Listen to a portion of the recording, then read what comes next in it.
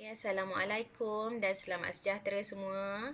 Okey, terima kasih sebab tengok video cikgu ni. Maknanya kamu join kelas lah. Alhamdulillah. Okey, dan cikgu nak minta tolong ingatkan kawan-kawan yang tak join tu untuk sama-sama join. Okey, supaya tak tertinggal kawan-kawan kamu nanti. Okey, so hari ni kita akan sambung kita punya pengajaran. Okey, dengan tajuk masih lagi di bawah tajuk nisbah kadar dan juga kadaran. Okey, tapi kita dah selesai. Kita dah selesai nisbah. Kita juga dah selesai kadar. Dan kadaran pun kita dah belajar dalam Google Meet minggu lepas. Okey, tapi ramai juga yang masih tak faham dan cikgu akan ulang semula untuk tajuk kadaran ni. Okey. Okey, dan nanti kita akan tengok nisbah kadar dan kadaran bila kita gabung pula. Okey. Alright. Okey, seterusnya. Okey, untuk kadaran boleh tengok buku teks muka surat 85. Tapi sebelum kita pergi kepada kadaran, cikgu nak ulang sedikit dekat bahagian kadar ni. Okey, supaya kamu ingat macam mana nak tulis kadar. Okey, kadar nanti dengan kadaran ni dia berkait lah. Okey, contoh, nyatakan kadar dalam dua kuantiti berikut. Ni dah buat soalan ni dah sebenarnya. Okey, dalam buku modul. Okey, Fatin membeli 2 kilo mangga dengan harga RM10. Jadi, untuk tuliskan kadar, kita ambil kadar untuk 1 kilo mangga adalah RM10 bahagi 2 kilo. Okey. So macam ni je lah bentuk kadar. Okey. Kalau kita nak dia suruh buat kadar macam ni sahaja. Okey. Tapi kalau untuk kadaran dia ada dua situasi. Okey. Katalah dia bagi lagi satu situasi. RM12 dia bagi lagi satu situasi. Fatin juga membeli 3 kilo 3 kilo apa tadi? 3 kilo mangga dengan harga RM30.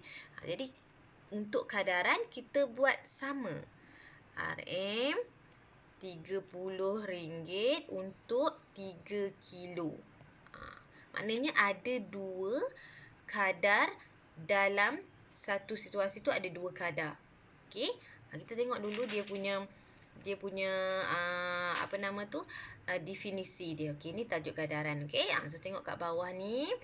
Kadaran ialah suatu hubungan yang menyamakan kesamaan antara dua nisbah atau dua kadar. Okey, ada dua kadar dalam satu situasi, kemudian kita samakan. Tadi kalau macam ni, satu ni je kita panggil kadar.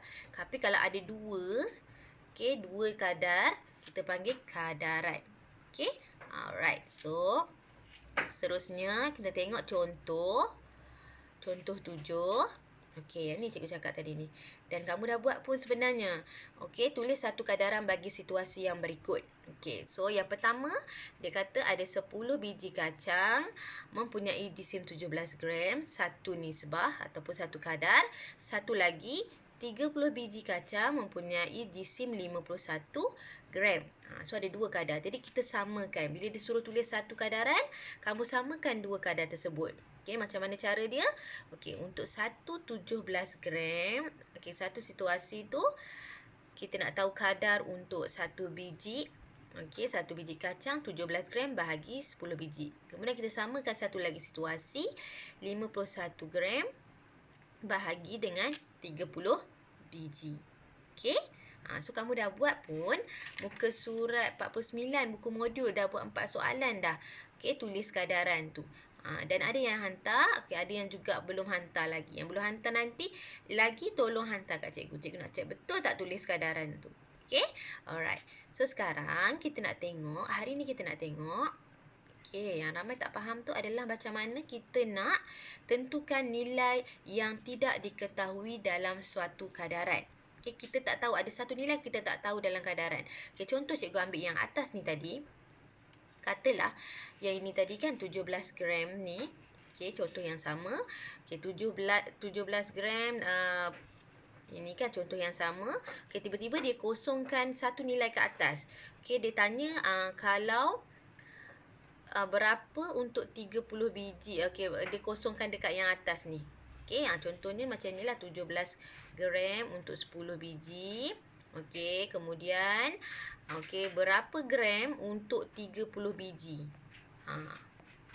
Okey, untuk 30 biji tu ada berapa gram? Kat sini tak tahu, kita tak tahu nilai ni. Okey, okey.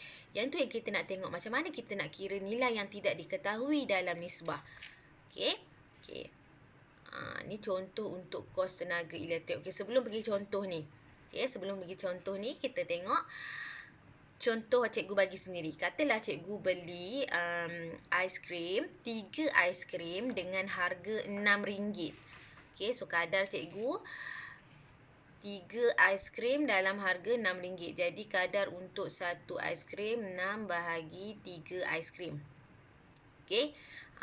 3 batang aiskrim, ni satu kadar. So cikgu nak sekarang ni berapa harga aiskrim untuk 4 batang aiskrim cikgu beli. Okey, sekarang ni 4 batang sama dengan berapa ringgit? Okey, sama dengan berapa ringgit? Okey, sorry lah ya, tulisan kat sini dia tak elok sikit. Okey. Jadi inilah yang kita nak tengok, kita nak belajar hari ni. Okey, kita nak tentukan nilai satu nilai tertentu. Macam mana? Okey. Kalau kamu akan kata, cikgu kita carilah satu aiskrim tu harga berapa cikgu? Lepas tu barulah kita darab 4, kan? Okey, yes, itu betul. Dan itulah kaedah yang pertama kita akan guna, kaedah unitary. Untuk cari nilai yang tak ada tu, kita ada 3 cara nak cari. Okey, yang pertama kaedah unitary, kedua kadaran dan ketiga darab silang. Okey, yang pertama tadi, katalah kamu kata, cikgu nak tahu berapa harga aiskrim untuk 4 batang. Kita cari yang sebatang dulu berapa. Okey, betul. Okey, kita cari. Jadi RM6 bahagi 3 batang, kita dapat satu batang RM2. Kan? Jadi cikgu nak 4 batang, 2 darab 4 dapat 8. Kan? Jadi RM8 lah jawapan dia. Senang tak? Senang kan? So kita pergi dekat soalan yang ni yang kamu lebih mudah nampak. Okey, sekarang kita tengok soalan ni pula. Okey. Contoh, okey, kos tenaga elektrik untuk 43.6 sen bagi 2 kilowatt. Ini satu kadar. Berapa kos untuk penggunaan elektrik sebanyak 30 kilowatt jam? Okey, dia kata untuk 2 kilowatt jam RM43.60. Okey, RM43.06. Okey, bahagi dengan 2 kilowatt jam. Okey, 2 kilowatt jam. Okey, 43.6 sen. Okey, sama dengan, okey, kalau 30 kilowatt jam dia tanya berapa kos dia? Okey, kos dia kita tak tahu, kita letak sebagai X. Okey, jadi kaedah unitary, apa yang kita buat? Macam kaedah aiskrim tadi, kenalah tahu 1 kilowatt jam tu berapa cikgu. Betul? Jadi kita bahagilah dulu. Okey, kena buat ayat macam ni. Okey, yang pertama, kos tenaga elektrik bagi 2 kilowatt jam adalah RM43.06. Okey, untuk 2 kilowatt. Jadi kos tenaga yang kedua, kos tenaga elektrik bagi 1 kilowatt jam, kita kena cari harga 1 kilowatt jam. Maknanya kamu bahagilah dengan 2. So kamu dapat RM21.8 sen. Okey, kemudian kita nak berapa tadi? 30 kilowatt jam kan? Okey, ayat yang ketiga, kos untuk 30 kilowatt jam, 30 kilowatt jam, awak darablah dengan harga 1 kilowatt jam tadi, iaitu 21.8 sen. So darab 21.8 sen. Dapatlah 654 sen. Okey, alright. Itu kaedah unitary. Senang sahaja. Okey, kemudian kita pergi kepada kaedah kadaran. Okey, seterusnya kaedah kadaran, kaedah kedua. Sama juga, kita buat dalam bentuk kadaran. Okey, maknanya kita tulis dalam bentuk kadaran yang kita belajar tadi. Ada 2 kadar kan? Kemudian kita samakan. Okey, kemudian okey, kita buat. Ini bila bersama, ada tanda sama ni. Maksudnya yang bawah ni samalah, 2 kilowatt sama dengan 30 kilowatt. Ni setara kita panggil. Jadi 2 kilowatt jam ni nak pergi 30 ni. Okey, sambung balik. Okey, untuk 2 kilowatt jam, cikgu besarkan sikit. Untuk 2 kilowatt jam ni, okey, nak dapat 30, kita darab berapa? Okey, kalau tak tahu, cikgu tak tahulah 2 nak pergi 30 darab berapa, kita bahagilah. 30 bahagi 2. Okey, 30 bahagi 2 awak dapat 15. Maknanya 2 kilo, 2 darab 15 dapatlah 30. Jadi bila bawah darab 15, atas pun kena darab dengan 15. Okey, so 43.6 sen darab 15. Tekan kalkulator. Terus dapat 654. Sama tak? Sama kan? Okey. So sekarang kita tengok kaedah yang ketiga. Okey, dan kaedah yang ketiga adalah kaedah darab silang. Darab silang ni macam kadaran juga. Okey, kita tulis dulu dalam bentuk kadaran. Okey, buat macam ni lah. Okey, 43.6 bahagi 2 sama dengan X per 30. Ini yang kita tak tahu. Okey, X tu tak tahu, kita letak X lah kalau kita tak tahu. Okey, kemudian macam mana darab silang tu? Okey. Yang bawah. Sekejap Ibu besarkan dulu. Sekejap. Besarkan sekejap. Okey, right. Yang bawah darab atas. Okey.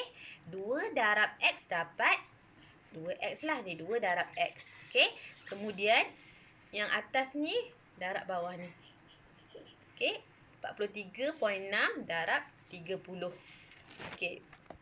So dapat macam ni lah. Dalam bentuk macam ni. Okey. Kemudian 43.6 darab 30. Dia akan jadi 43.6 darab 30. Okey. 1308 kalau guna kalkulator. Okey. Okey, dia akan dapat macam ni nanti. 2 darab X. 2 darab X sama dengan, okey, bila kamu selesaikan kamu dapat 1308. Okey. Tapi cikgu tak nak 2 tu. Cikgu nak X sahaja. Macam mana kita nak buat? Cikgu tak nak cikgu nak X ni je. Cikgu tak nak 2 ni. Jadi 2 ni kita pindah ke sebelah sana jadi bahagi. So X tinggal sini. Okey, jadi sini 1308 bahagi dengan 2. Okey, cikgu rasa kamu dah belajar kot pindah-pindah ni. Okey. Kalau darab pindah ke sebelah sana jadi bahagi. Kalau tambah pindah ke sebelah sana jadi tolak. Kalau tolak pindah sebelah sana jadi tambah, lawan dia. Okey. Lepas tu bila awak bahagi, awak akan dapat 654. Sama juga. So ketiga-tiga kaedah yang kita gunakan, kita akan dapat jawapan yang sama lah. Okey, cuma kaedah yang berlainan. Tengok pada soalan. Dia minta soalan tu minta kaedah apa, so gunakan kaedah itu. Okey. Alright, seterusnya. Okey, cikgu nak kamu buat soalan, kita pilih yang senang-senang je. Okey, sebelum hari tu kamu dah buat buku modul tu kan? Okey, tak apa. Buku panel yang tak siap lagi buku modul ataupun dia tersalah tulis, okey, betulkan balik. Okey. Jadi cikgu nak kamu buat juga dalam buku teks. Okey, salin soalan untuk soalan nombor 1. Okey. Soalan nombor 3, 1 dan 3. Okey, buat dan guna 3 kaedah tu. Okey, jalan kira seperti dalam contoh dekat atas tadi. Okey, contoh yang pertama. Kita tengok soalan nombor 1. Kita dapat 200 orang pemain dalam 8 pasukan rugby yang menyertai suatu karnival sukan. Tentukan bilangan bilangan pemain dalam 2 pasukan jika setiap satunya mempunyai bilangan pemain yang sama. Okey, tengok ada 2 kaedah, ada dua situasi kat sini kan? Okey, jadi buat macam mana? Cuba tengok balik yang dekat atas tu. Kalau kaedah unitary. Okey. Jadinya ayat yang pertama kalau guna kaedah unitary, okey, 8 pasukan rugby mempunyai mana pen dia tadi. Okey, ayat yang pertama awak 8 pasukan, awak tulislah penuh dia kan, pasukan rugby mempunyai berapa? 200 orang pemain. Okey, ni ayat pertama. Okey, ayat yang kedua Jadi yang kedua kita kena buat apa? Kita kena cari satu pasukan tu ada berapa ratus kan? Jadi satu pasukan rugby okey mempunyai berapa? Jadi untuk satu pasukan rugby kamu buatlah 200 bahagilah 8. Okey, so 200 bagi 8 berapa? Kita tekan kalkulator 200 bahagi 8. Okey, 25. Okey, jadi bila kamu kira ni, kamu dapat satu pasukan rugby mempunyai 25 orang pemain. Okey, kemudian kalau soalan nak tentukan bilangan pemain dalam dua pasukan jika setiap pasukan mempunyai bilangan yang sama. Okey, Cikgu padam tadi banyak sangat kan, penuh kan. Jadi dia nak dua pasukan, jadi satu pasukan tadi kamu dapat ada 25 pemain. Jadi untuk dua pasukan 25 darablah dengan 2. So dapat 50 pasukan. Okey. Alright, kalau dalam bentuk kadaran pula kita tulis 200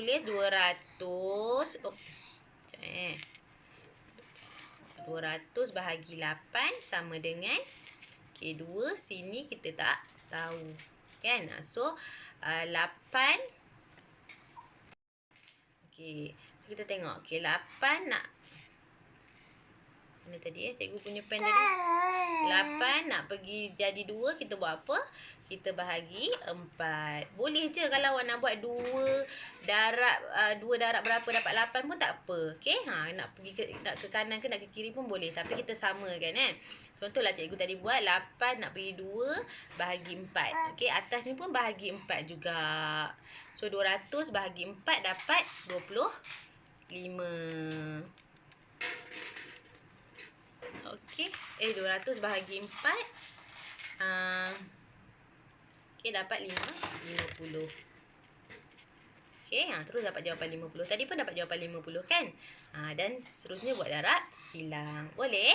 So, cikgu nak kamu kerja sekolah kita hari ni, kerja rumah hari ni. Cikgu nak kamu buat nombor 1, nombor 3. Lepas tu, tunjukkan balik dekat cikgu dalam buku modul kamu. Okey, soalan nombor 12. 12 ada A dan B.